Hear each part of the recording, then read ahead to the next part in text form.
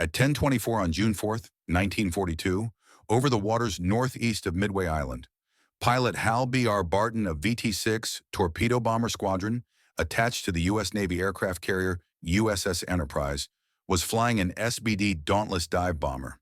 Its left wing had been torn open by Japanese Zero fighter cannons, leaving a gap nearly 2 meters wide, with large sections of the fuselage skin peeling off and the right engine belching thick black smoke. Despite violent turbulence, the aircraft hurtled straight toward the Japanese aircraft carrier Akagi. Inside the cockpit, most instrument panels were malfunctioning, red warning lights flashing frantically. Hydraulic system failure caused the elevator to respond sluggishly, and every shake of the fuselage was accompanied by the ear-piercing creak of twisted metal components.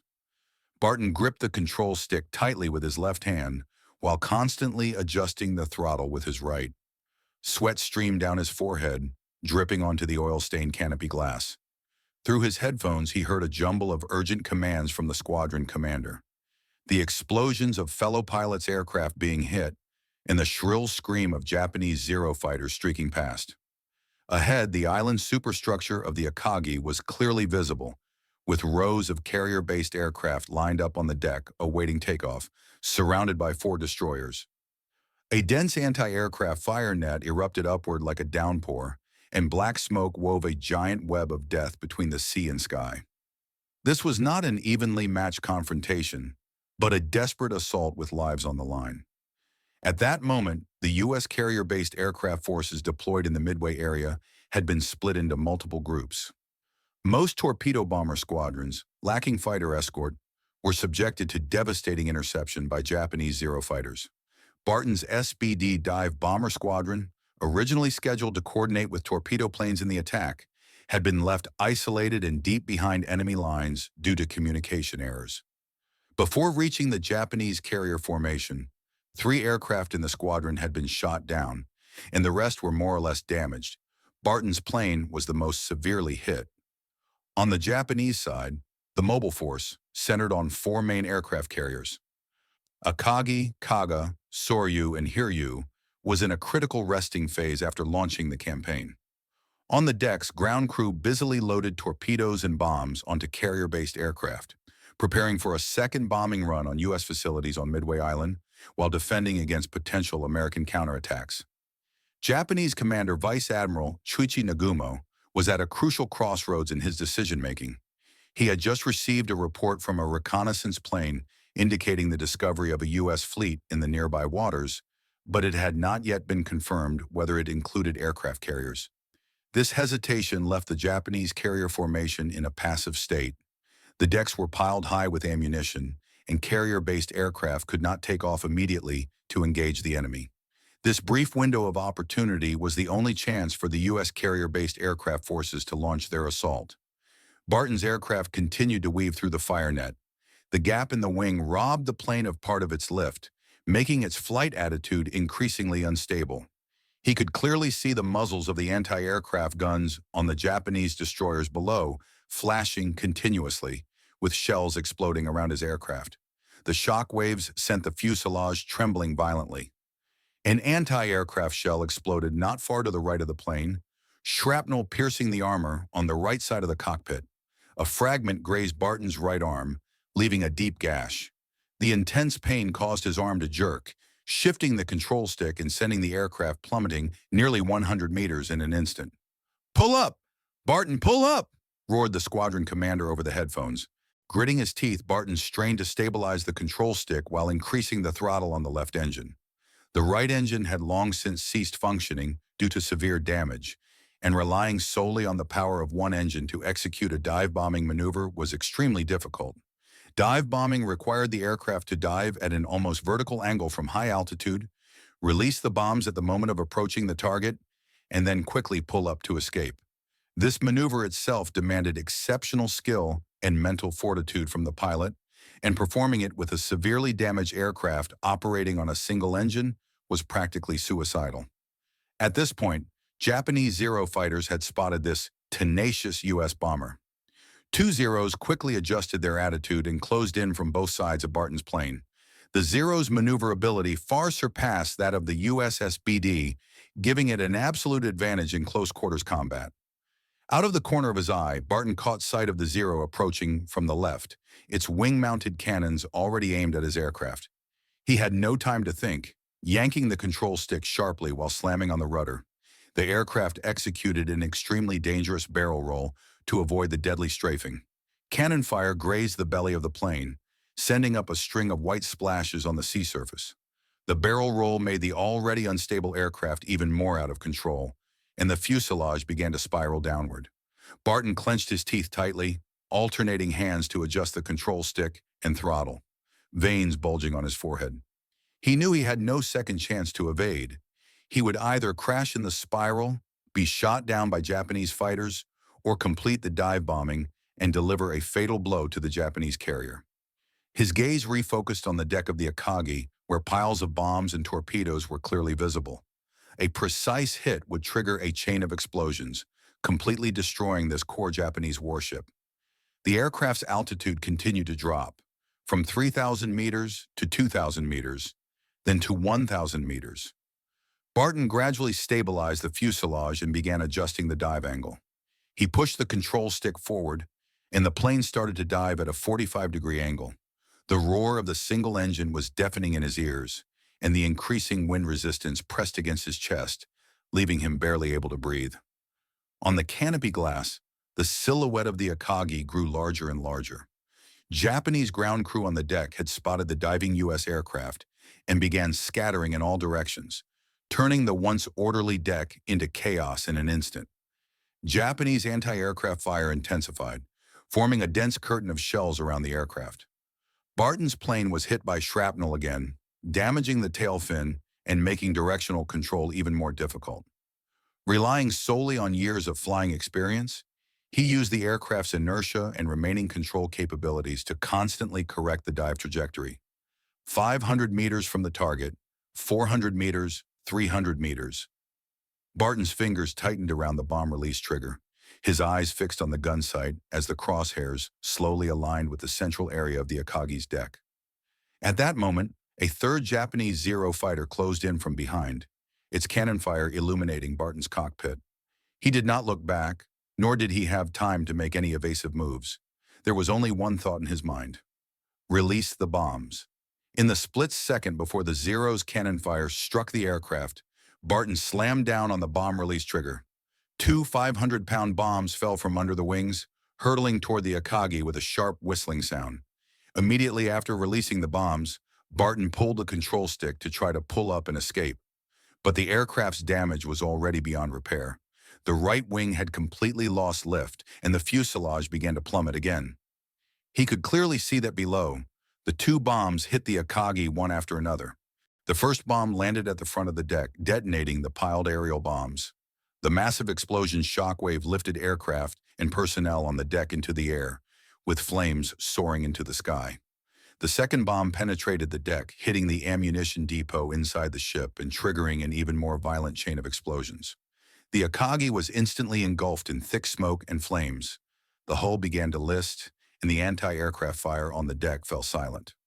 As Barton's aircraft plummeted, the left engine also stopped working. He knew the plane was beyond saving. After confirming that most of his comrades' aircraft had completed their bombing runs and begun to withdraw, he pulled the ejection seat lever. With a loud boom, the canopy was blown off, and Barton was catapulted into the air. As he fell, he watched the Akagi's fire grow more intense, the hull listing at an increasingly steep angle. Japanese destroyers nearby were busy organizing rescue efforts but couldn't stop the giant ship from sinking. The seawater was icy cold. After falling into the sea, Barton quickly unfastened his parachute and struggled to surface. The wound on his right arm was still bleeding, and shrapnel from the aircraft had left numerous abrasions on his body, but his gaze remained fixed on the burning Akagi in the distance. He knew he had completed his mission.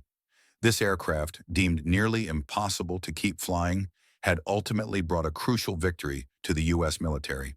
But he also knew the battle was far from over. The smoke over the sea had not yet cleared, and more fierce fighting awaited U.S. troops. The sky over Midway remained a battlefield, and his fatal strike was merely a key turning point in this decisive campaign. At that moment, inside the command tower of the U.S. aircraft carrier, USS Enterprise, Fleet Commander Admiral Chester Nimitz's eyes were fixed on the smoke at the junction of the sea and sky. He had received battle reports from the frontline carrier-based aircraft forces, informing him that the Japanese Akagi had been hit, but also that multiple aircraft had been shot down and many pilots were missing. Nimitz's face showed no emotion as he silently marked the positions of both sides and the changes in the battle situation on the nautical chart. He knew the outcome of the Battle of Midway would directly determine the course of the Pacific War, and pilots like Hal Barton were the key force supporting the U.S. military's advance in this campaign. On the Japanese Mobile Forces flagship Akagi, Chuchi Nagumo stared at the burning deck, his face ashen. He had realized that his hesitation and poor decision-making had put the Japanese military in an unprecedentedly passive position. The meticulously planned Midway operation was now on the verge of collapse. He immediately ordered the remaining carriers to adjust their deployment and organize carrier-based aircraft for a counterattack. But by this time, the Japanese carrier-based aircraft forces had suffered heavy losses, with only a handful of aircraft able to take off. Without the support of the Akagi, their overall combat capability had been severely diminished. On the sea, Barton floated on a life raft, waiting for the arrival of U.S. rescue forces. The wreckage of his aircraft burned nearby on the sea surface, belching thick black smoke before slowly sinking to the bottom. Around him, the sea was littered with fragments of Japanese aircraft and the bodies of fallen soldiers, vividly displaying the cruelty of war. Barton closed his eyes and the intense battle scenes replayed in his mind. The torn wing, the flashing gunfire, the precisely hit bombs, the burning carrier. Each image was crystal clear, as if it had happened right before his eyes. He didn't know if he would survive to return to the carrier or how the battle would ultimately end, but he knew he had done his utmost to fulfill his duty as a pilot. In May 1942, in the Pacific Ocean, after the attack on Pearl Harbor, Japanese forces had swept across most of Southeast Asia and the Western Pacific, their morale at its peak. Admiral Isoroku Yamamoto, Commander-in-Chief of the Japanese Combined Fleet, was well aware of America's industrial potential and war mobilization capabilities. If Japan could not completely destroy the U.S. Navy's sea power in the short term, the tide of the war would gradually turn against them.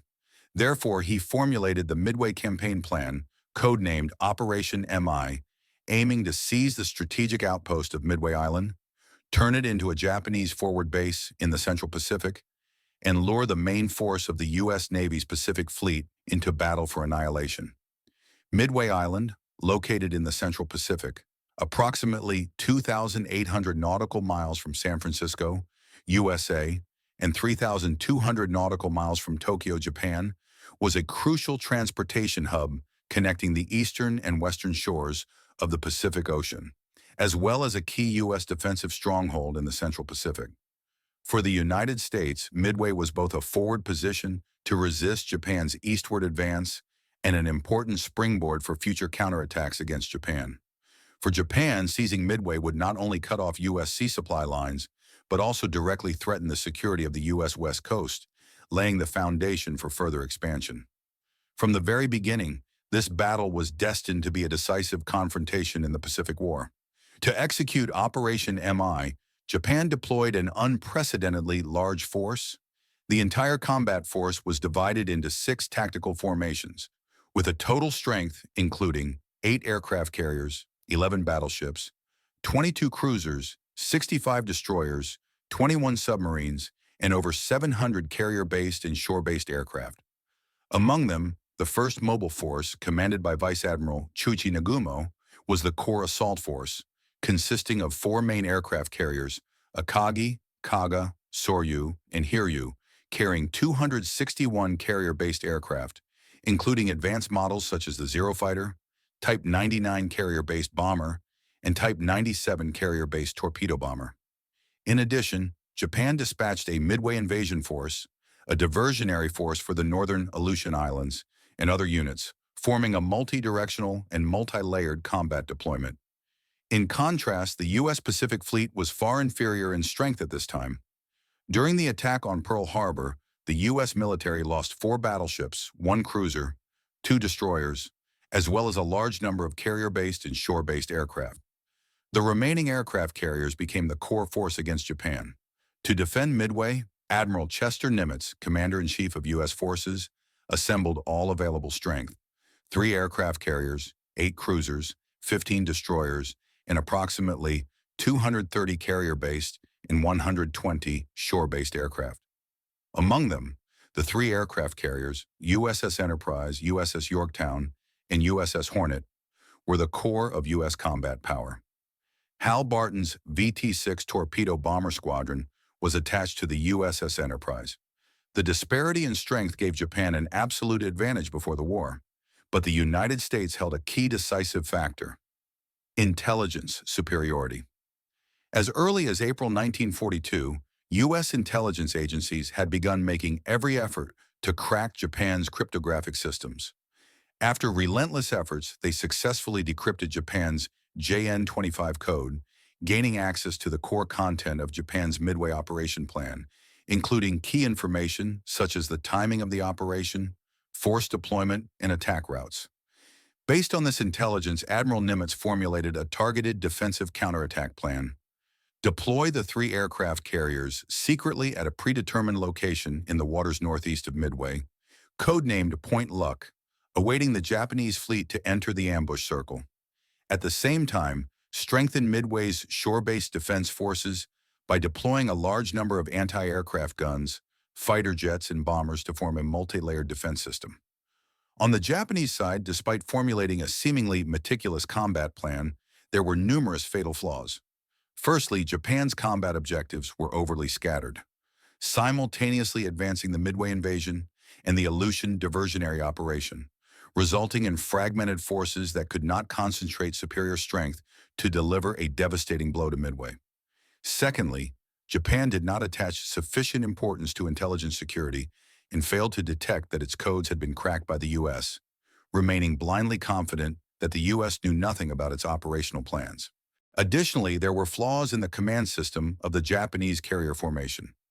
During the operation, Vice Admiral Chuichi Nagumo had to accept remote commands from Admiral Isoroku Yamamoto and advice from on-site staff, leading to a cumbersome decision-making process that made it difficult to respond quickly to changes on the battlefield.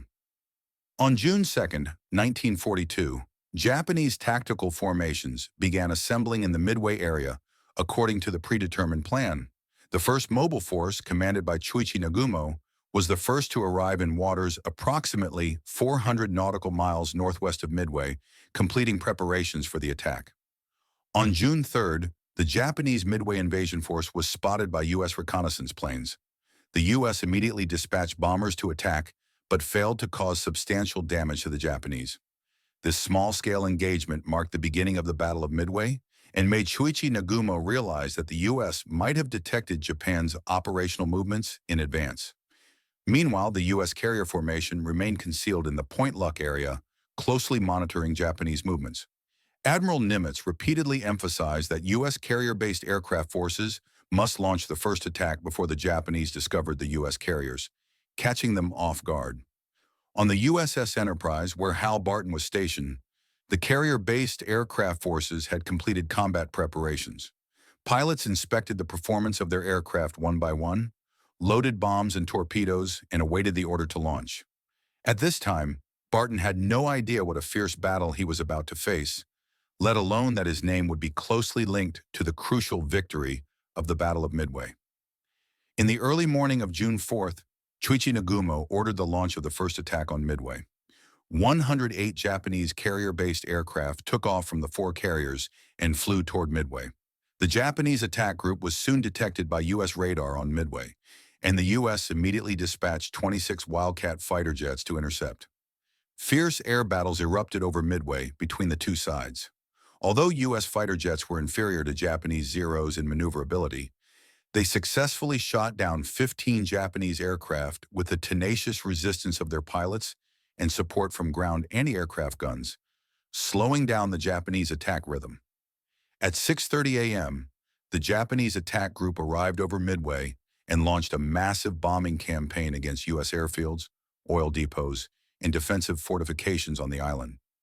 U.S. shore-based aircraft had taken off in advance before the Japanese attack, avoiding being largely destroyed. Japan's first attack damaged some facilities on Midway, but failed to completely eliminate U.S. shore-based combat capabilities. The commander of the attack group sent a report to Chuichi Nagumo, requesting a second attack to completely wipe out U.S. resistance on Midway. After receiving the report, Chuichi Nagumo fell into hesitation. At this time, on the decks of his carriers, the carrier-based aircraft were in two states. Some were bombers prepared for attacking Midway, loaded with high-explosive bombs. Others were torpedo planes prepared for countering U.S. fleets, loaded with torpedoes. To launch a second attack, it would be necessary to unload the torpedoes from the torpedo planes and reload them with high-explosive bombs. If U.S. fleets were discovered at this time, it would be necessary to reload the torpedoes, a process that would take a great deal of time. Just as Chuichi Nagumo was hesitating, a Japanese reconnaissance plane sent back key intelligence. A U.S. fleet had been discovered in the waters northeast of Midway, but it had not been confirmed whether it included aircraft carriers. This intelligence put Chuichi Nagumo in a dilemma. On one hand, he worried that the presence of U.S. aircraft carriers would pose a threat to the Japanese fleet. On the other hand, he hoped to quickly and completely destroy U.S. forces on Midway. After brief consideration, Chuichi Nagumo made a fatal decision. Order the carrier-based aircraft forces to unload the torpedoes and reload them with high-explosive bombs, preparing for a second attack on Midway. At the same time, order reconnaissance planes to continue surveillance to confirm whether the U.S. fleet included aircraft carriers. This decision left the decks of Japanese carriers piled high with unloaded torpedoes, bombs, and fuel lines, putting the entire carrier formation in an extremely dangerous state. Once attacked, it would easily trigger a chain of explosions. At this time, the U.S. carrier formation had received intelligence about the Japanese attack from Midway and reports from reconnaissance planes discovering the Japanese First Mobile Force. Admiral Nimitz immediately ordered all carrier-based aircraft forces to take off urgently and launch an all-out attack on the Japanese carrier formation. At 7:20 a.m., carrier-based aircraft forces from the three carriers, Enterprise, Hornet, and Yorktown, successively took off and flew toward the Japanese First Mobile Force. Hal Barton and his comrades flew SBD Dauntless dive bombers to join the attack. Little did they know that due to inconsistencies in the takeoff times of U.S. carrier-based aircraft from different carriers and communication coordination errors, the originally planned coordinated attack was disrupted. The torpedo bomber squadrons, dive bomber squadrons, and fighter squadrons lost coordination and could only fight independently, laying the groundwork for the fierce battles that followed. At 7:30 a.m. on June 4, 1942, on the flight deck of the USS Enterprise, the last batch of carrier-based aircraft completed preparations for takeoff. Hal Barton checked the final parameters of his SBD Dauntless dive bomber and gave a thumbs up to the ground crew. This bomber was the main U.S. carrier-based bomber at that time, with a length of 10.06 meters, a wingspan of 12.65 meters, a maximum speed of 410 kilometers per hour, a maximum range of 1,790 kilometers, and the ability to carry two 500-pound high-explosive bombs or one 1,000-pound bomb. The fuselage was equipped with two 12.7mm machine guns for self-defense. For Barton, this aircraft had accompanied him through more than 10 combat missions and was his most trusted comrade in arms. At 7:45 a.m., Barton piloted his aircraft to join the squadron formation and flew toward the predetermined target area. Over the radio, the squadron commander clarified the combat mission again, coordinate with carrier-based aircraft forces from the Hornet and Yorktown. First, the torpedo bomber squadrons would launch low-altitude assaults on Japanese carriers to attract the attention of Japanese Zero fighters. Then, the dive bomber squadrons would launch a fatal attack from high altitude to destroy the flight decks and hull structures of Japanese carriers. According to the plan, U.S. fighter squadrons would provide escort for the bomber forces throughout the mission, defending against interception by Japanese Zero fighters.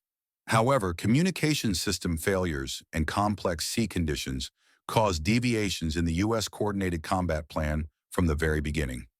Shortly after taking off, the carrier-based aircraft force from the Hornet deviated from the predetermined route due to navigation errors, flying in the wrong direction, and failing to converge with carrier-based aircraft forces from the other two ships in a timely manner.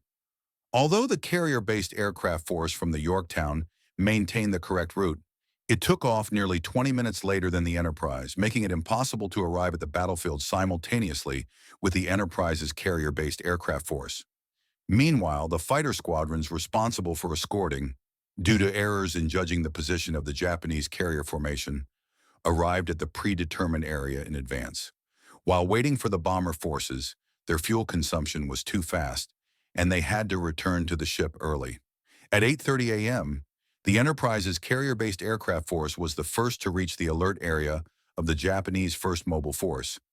At this time, Barton's SBD dive bomber squadron lost contact with the VT-6 torpedo bomber squadron and could only continue approaching the Japanese carrier formation independently. The squadron commander attempted to contact other units via radio, but only received a mess of static interference. Helpless, the commander had no choice but to order, "Continue advancing and launch an attack immediately upon discovering the target." At 9:15 a.m., lookouts on the Japanese First Mobile Force spotted the U.S. carrier-based aircraft group. At this time, Chuichi Nagumo had just ordered the carrier-based aircraft forces to stop loading high-explosive bombs and reload them with torpedoes, preparing to respond to the possible presence of U.S. aircraft carriers. Upon hearing the lookout's report, Chuichi Nagumo immediately ordered, "Launch Zero fighters and intercept the U.S. aircraft with all your strength." In an instant, Zero fighters successively took off from the flight decks of the four carriers, Akagi, Kaga, Soryu, and Hiryu, forming an interception formation and flying toward the U.S. carrier-based aircraft group. The Japanese Zero fighter was one of the most advanced carrier-based fighters in the Pacific theater at that time. With a length of 9.06 meters, a wingspan of 12 meters, a maximum speed of 533 kilometers per hour, a maximum range of 2,200 kilometers, and equipped with two 20-millimeter cannons and two 7.7-millimeter machine guns. Its maneuverability and firepower were far superior to the U.S. Wildcat fighter. More importantly, most Japanese pilots had rich combat experience, accumulating a great deal of air combat skills in battles such as the attack on Pearl Harbor and the Malayan Campaign, putting the U.S. carrier-based aircraft force to a severe test. At 9:30 a.m., the U.S. VT-6 torpedo bomber squadron first encountered Japanese Zero fighters. Lacking fighter escort, the torpedo bomber squadron was immediately put at a disadvantage. Relying on their excellent maneuverability, Japanese Zero fighters continuously launched attacks on U.S. torpedo bombers from various angles. U.S. torpedo bombers were slow and poorly maneuverable, unable to compete with Zero fighters at all, and could only rely on the self-defense machine guns on their fuselages to counterattack. Barton's SBD dive bomber squadron was at high altitude at this time, clearly witnessing the fierce air battle below. The squadron commander ordered, "Maintain altitude and wait for the torpedo plane squadron to attract Japanese fire before launching the dive attack." Barton gripped the control stick tightly, his gaze fixed on the battlefield below. He saw U.S. torpedo bombers being shot down by Japanese Zero fighters one after another, plunging into the sea in black smoke, with violent explosions constantly echoing on the sea surface. In just 10 minutes, 8 aircraft from the VT-6 torpedo bomber squadron were shot down, and the remaining aircraft were mostly damaged, with the attack formation completely disrupted. At 9:50 a.m., the remaining aircraft of the VT-6 torpedo bomber squadron finally broke through the interception of Japanese Zero fighters and arrived over the Japanese carrier formation. But by this time, Japanese destroyers and cruisers had formed a tight anti-aircraft fire net, with anti-aircraft gunfire erupting upward like raindrops. U.S. torpedo bombers had to lower their altitude and launch torpedoes toward Japanese carriers. However, due to the rapid evasive maneuvers of Japanese carriers and the inherently low hit rate of torpedoes, all torpedoes launched by the U.S. failed to hit their targets. In the end, the VT-6 torpedo bomber squadron was completely annihilated, with all 14 pilots killed or missing. The total annihilation of the torpedo bomber squadron below left Barton's dive bomber squadron fighting alone. To make matters worse, after eliminating the torpedo bomber squadron, Japanese Zero fighters immediately turned around and launched an attack on the dive bomber squadron at high altitude. The squadron commander shouted, "Attention everyone! Prepare for combat! Maintain formation and do not disperse." Barton immediately adjusted his aircraft's attitude, forming a defensive formation with his comrades beside him, and fired at the approaching Japanese Zero fighters with the self-defense machine guns on his fuselage. At 10 a.m., the first Japanese Zero fighter broke through the U.S. defensive fire and launched an attack on Barton's aircraft. Barton immediately pulled the control stick, and the aircraft climbed rapidly to avoid the Japanese fighter's cannon fire. But the second Zero fighter that followed seized the opportunity and launched an attack from the left side of Barton's aircraft. With a loud boom, the left wing of Barton's aircraft was hit by cannon fire from the Japanese Zero fighter, and the skin was instantly torn open, revealing the metal frame inside. "Left wing damage, requesting support," Barton shouted over the radio. But at this time, other aircraft in the squadron were also engaged in fierce battles with Japanese Zero fighters, and it was impossible to dispatch forces to support him. Barton could only rely on his own flying skills to constantly adjust the aircraft's attitude and avoid attacks from Japanese fighters. He pulled the control stick to make the aircraft perform a sharp turn, while increasing the throttle in an attempt to shake off the Japanese Zero fighter behind him. At 10:10 a.m., Barton's aircraft was hit by a Japanese Zero fighter again. This time the bullets hit the right engine of the aircraft, which immediately belched thick black smoke, and its power dropped drastically. Barton immediately shut off the fuel line to the right engine and continued flying, relying on the left engine. But by this time, the aircraft's flight attitude had become extremely unstable.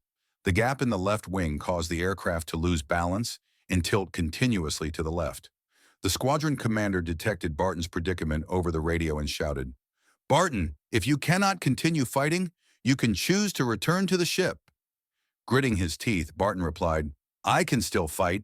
My aircraft can still drop bombs." He knew that at this time, the decks of Japanese carriers were piled high with ammunition and fuel, making it the best time to launch an attack. If he returned to the ship at this moment, it would mean giving up the only chance to attack, and the comrades who had sacrificed earlier would have died in vain. At 10:15 a.m., the squadron commander ordered, "Attention everyone, target the Akagi, prepare to launch the dive attack." Despite the fact that 3 aircraft in the squadron had been shot down and the rest were mostly damaged, the pilots immediately responded and began adjusting the dive angle. Barton took a deep breath and pushed the control stick forward, making the aircraft start to descend. At this time, the rotation speed of the left engine of his aircraft had begun to drop. The vibration of the fuselage was becoming more and more intense, and almost all the red warning lights on the instrument panel were on. At 10:20 a.m., Japanese anti-aircraft fire began to concentrate on Barton's aircraft. Due to the severe damage to his aircraft and its slow speed, it was easily targeted by Japanese anti-aircraft guns. An anti-aircraft shell exploded not far to the right of the aircraft, shrapnel piercing the armor on the right side of the cockpit and grazing Barton's right arm, leaving a deep gash. The intense pain caused Barton's arm to jerk, shifting the control stick and sending the aircraft plummeting nearly 100 meters in an instant. "Pull up, Barton, pull up!" roared the squadron commander over the headphones. Gritting his teeth, Barton strained to stabilize the control stick while increasing the throttle on the left engine. The aircraft gradually stabilized its attitude amid violent turbulence, but by this time, another Japanese Zero fighter had approached his aircraft, with the cannons under its wings already aimed at his cockpit. Barton knew he had no time to adjust his attitude to avoid the attack and could only accelerate the dive speed to reach the bombing altitude as soon as possible. At 10:24 a.m., Barton's aircraft finally reached the predetermined dive altitude. At this time, the left wing of his aircraft had been torn open by a gap of nearly 2 meters. The right engine had completely stopped working. The tail fin was also damaged, and the entire aircraft was on the verge of crashing at any moment. But Barton's gaze was extremely firm. He stared tightly at the gun sight, locking the deck of the Akagi in the center of the crosshairs. Anti-aircraft gunfire exploded around him continuously, and the fuselage of the aircraft was hit by shrapnel, making ear-piercing metal twisting sounds.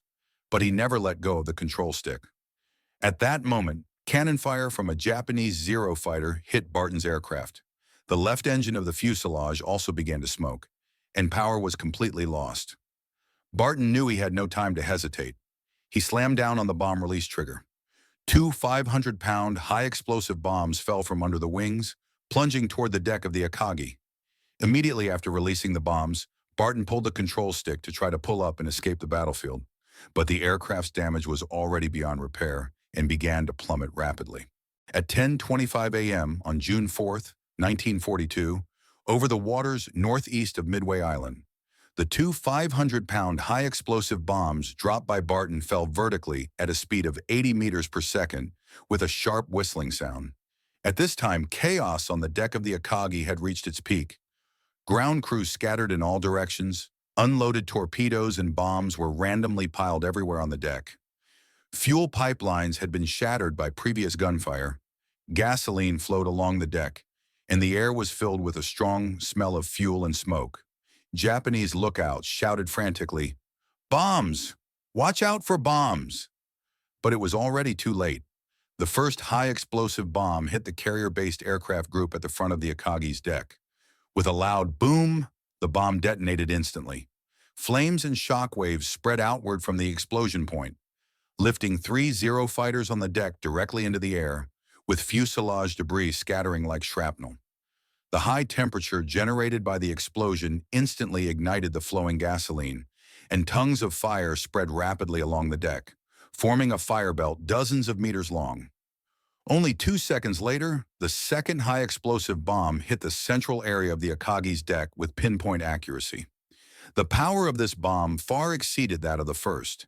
It not only directly penetrated the 8-centimeter thick armored deck, but also pierced through 2 layers of hull structure, finally exploding near the ammunition depot inside the ship.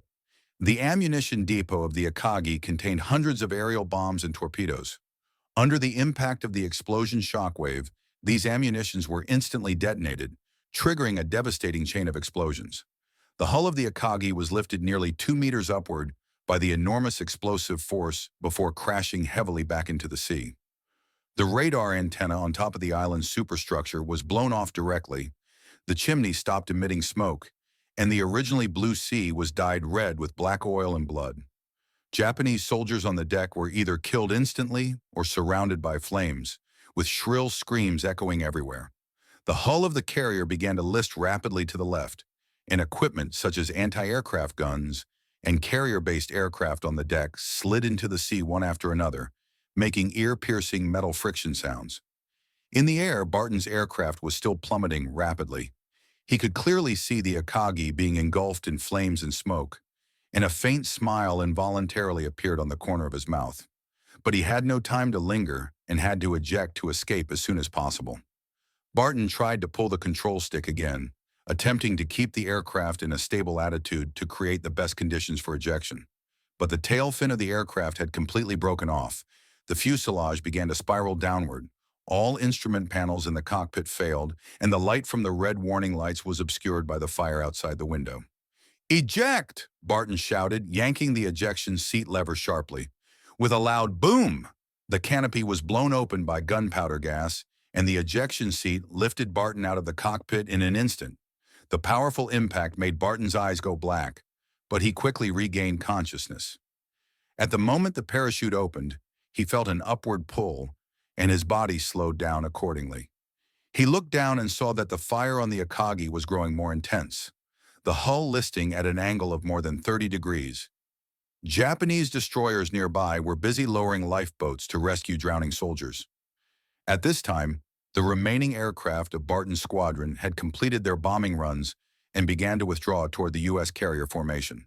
The squadron commander called over the radio, "Barton, Barton, are you safe? Please respond if you receive this." Barton struggled to adjust the attitude of his parachute and replied into the radio microphone, "I have ejected and am descending, located approximately 2 nautical miles northeast of the Akagi." The commander immediately responded, "We have marked your position and will coordinate with rescue forces to pick you up. Stay hidden and avoid being discovered by the Japanese." At 10:30 a.m., Barton successfully landed on the sea surface. He quickly unfastened the parachute harness and struggled to surface. The icy seawater made him shiver, and the wound on his right arm, soaked in seawater, caused excruciating pain. He looked around and found several Japanese soldiers' bodies and some aircraft debris floating on the sea not far away. To avoid being discovered by Japanese rescue forces, Barton quietly swam behind a large piece of aircraft debris and hid. At this time, the fire on the Akagi had spread to the entire hull, and the hull listing angle had reached 45 degrees, on the verge of sinking at any moment. Persuaded by his staff, Chuichi Nagumo was forced to transfer to the cruiser Nagara to continue commanding. Standing on the bridge of the Nagara, he stared at the burning Akagi, his face livid. He knew that the sinking of the Akagi was inevitable, and this meant the complete collapse of Japan's Midway operation plan. At 10:40 a.m., the rescue aircraft group dispatched by the U.S. Enterprise discovered Barton's position. An SBD dive bomber circled over Barton and sent coordinates to nearby U.S. destroyers via radio. 15 minutes later, the U.S. destroyer Gridley arrived at the predetermined area, lowered a boat, and successfully rescued Barton onto the ship.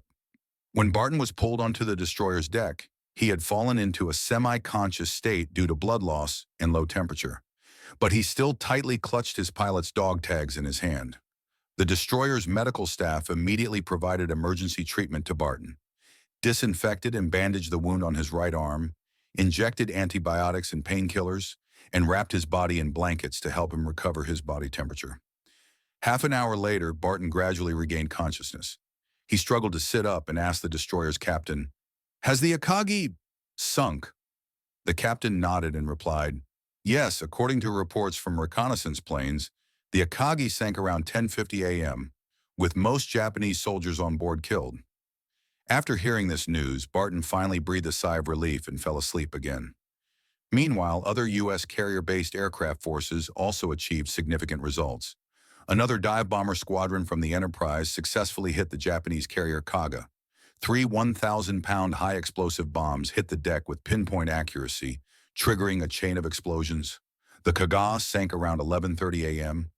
The carrier-based aircraft force from the Yorktown hit the Japanese carrier Soryu. 4 500-pound high-explosive bombs detonated the ammunition depot inside the ship, and the Soryu sank at 12:10 p.m. In just 1.5 hours, 3 of Japan's 4 main aircraft carriers were destroyed by the U.S., and the situation in the Pacific Theater reversed instantly. The only remaining Japanese carrier, Hiryu, launched a desperate counterattack under the command of its captain, Rear Admiral Tamon Yamaguchi. At 11:40 a.m., the carrier-based aircraft force dispatched by the Hiryu discovered the U.S. Yorktown and launched an attack on it. 3 torpedoes successfully hit the Yorktown, causing severe damage to the hull and making it list. But U.S. defensive fire also shot down 10 Japanese aircraft, and Japan's counterattack failed to change the course of the battle. At 2:30 p.m., U.S. reconnaissance planes discovered the position of the Japanese Hiryu. Admiral Nimitz immediately ordered the Enterprise and Hornet to dispatch carrier-based aircraft forces to launch the final attack on the Hiryu. At 3:20 p.m., 40 U.S. dive bombers arrived over the Hiryu and launched a concentrated attack. 6 high-explosive bombs hit the Hiryu, completely destroying the deck and igniting fierce fires inside the hull. At 7:20 p.m., the Hiryu sank in the waters northeast of Midway, with its captain Tamon Yamaguchi going down with the ship. After being rescued back to the Enterprise, Barton received further treatment. Doctors found that he had 2 deep shrapnel wounds on his right arm, multiple abrasions on his body, and a slight fracture of his left rib, all caused when the aircraft was hit and during the ejection process. More surprisingly, through analysis of the aircraft debris, doctors discovered that Barton's SBD dive bomber had a left wing torn open by a gap of nearly 2 meters, a completely destroyed right engine, a severely damaged left engine, a broken tail fin, and complete failures of the hydraulic and communication systems. Such an aircraft was considered almost impossible to continue flying and complete a bombing mission in aviation history. On the evening of June 4th, Admiral Nimitz personally visited Barton in the infirmary of the Enterprise. Holding Barton's hand, Nimitz said, "You have worked a miracle, soldier. Your heroic combat laid the foundation for us to destroy the Akagi and made a crucial contribution to the victory of the entire Battle of Midway." Barton struggled to stand up to salute, but was held down by Nimitz. Nimitz continued, "Rest well, the Pacific Theater still needs heroes like you." In the early morning of June 5th, upon learning that all four main aircraft carriers had sunk, Admiral Isoroku Yamamoto, Commander-in-Chief of the Japanese Combined Fleet, was overcome with grief. He knew that the Battle of Midway had been a complete failure. Japan had not only failed to seize Midway, but also lost its core, carrier-based aircraft forces and carrier strength. Continuing to fight would only result in greater losses. Finally, Isoroku Yamamoto ordered, "Terminate the Midway operation plan and withdraw all troops." On June 6th, U.S. carrier-based aircraft forces launched a pursuit of the retreating Japanese fleet, sinking the Japanese destroyer Mikuma and severely damaging the cruiser Mogami. On June 7th, the Battle of Midway officially ended. During this battle, Japan lost 4 aircraft carriers, 1 cruiser, 11 destroyers, 332 carrier-based and shore-based aircraft shot down, and over 2,500 officers and soldiers killed. The U.S. lost 1 aircraft carrier, 1 destroyer, 147 carrier-based and shore-based aircraft shot down, and 307 officers and soldiers killed. The story of Hal Barton piloting a damaged aircraft to deliver a fatal blow quickly spread throughout the U.S. Pacific Fleet. Soldiers called him the winged warrior with broken wings, and his deeds became an important source of inspiration for U.S. morale. After recovering from his injuries, Barton returned to the carrier-based aircraft force and continued to participate in subsequent battles in the Pacific Theater, successively participating in key battles such as the Battle of Guadalcanal and the Battle of the Philippine Sea. He shot down a total of 5 Japanese aircraft and sank 3 Japanese warships, becoming one of the top aces of the U.S. military. The miracle of the broken-winged aircraft piercing armor rewritten the course of the Battle of Midway and forged a heroic legend in the history of war. Hal Barton's perseverance and fearlessness let us see the extraordinary power of ordinary soldiers. If you want to learn more about classic World War II battles, don't forget to like and subscribe. Leave a comment to share the war hero in your heart, and we'll see you next time.